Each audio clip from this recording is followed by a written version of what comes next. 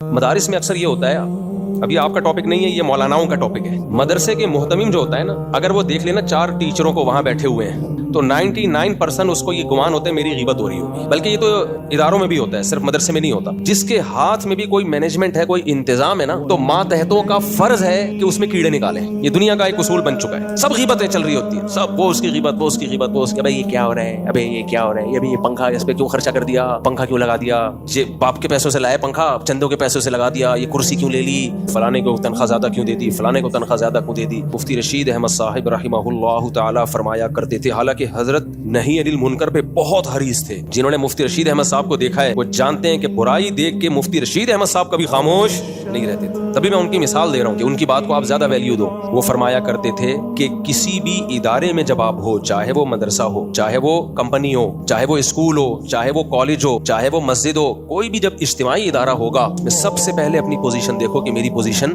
کیا ہے، میرا کام کیا ہے، اور اس ادارے کو ٹھیک کرنے کبھی مت چلو. اس فکر میں مت پڑو کہ یہ ادارہ کیا ہو جائے ٹھیک، سے ادارہ ٹھیک نہیں ہوگا. کیونکہ جہاں کوئی اجتماعی نظم ہوتا ہے نا کچھ خرابیاں 100% ہوتی ہیں. یہ ہو نہیں سکتا ایک گھر نا جس میں صرف میاں بیوی اور ایک بچے ہوں، وہ پورا ٹھیک نہیں ہوتا.